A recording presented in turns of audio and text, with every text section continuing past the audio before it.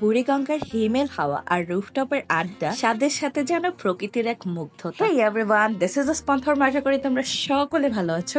Already নিশ্চয় location দেখেই বুঝতে পারছো আমি আজকে কথা বলছি বুড়িগঙ্গা রিভার ভিউয়ের। আমি কখনো এর আগে সদর ঘাটেও যাই নাই, বুড়িগঙ্গার কাছেও যাই নাই, কারণ ওই দিকটা যথেষ্ট জ্যাম থাকে। যাওয়ার কথা মনে হলে মনে হয়, বাট এবার সাহস করে ওদিকে চলে গেলাম। আর যাওয়ার সময় এতটা জ্যাম, আমি যখনই গাড়িতে ক্যামেরা অন করি রাস্তার অবস্থা নেওয়ার জন্য, জ্যাম আর জ্যাম।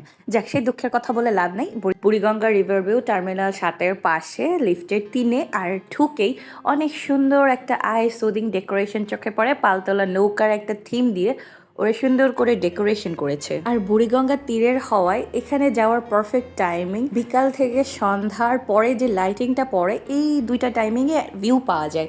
আর আমার কাছে মাশাল্লাহ ওদের ডেকোরেশনের পাশাপাশি খাবারও ভালো লেগেছে। একদম চোখের সামনে ফ্রেশ কাবাব ওরা করে দিচ্ছিল। আমি ওদের এখানে 1:2 যে প্ল্যাটারটা আছে সেটা অর্ডার করেছি। একটু ওয়েট করছি আর এনভায়রনমেন্টটা এনজয় করছি। এই প্ল্যাটারে স্যালাড, নান, ফ্রেঞ্চ ফ্রাই, চিকেন, বিফ সবগুলো ইনক্লুডেড ছিল। সো একসাথে অনেক কিছুর একটা সুন্দর প্লেটার কম্বো করেছে অ্যান্ড টেস্ট ওয়াজ গুড। যারা আমার মতো ভিউও চাই, প্রাকৃতিক পরিবেশে চাই, তাদের জন্য এটা পারফেক্ট। আমি নদীর ধারে বা লোকাল প্লেস অ্যাডজাস্ট করতে পারি না বা খুব একটা কমফোর্ট ফিল করি না।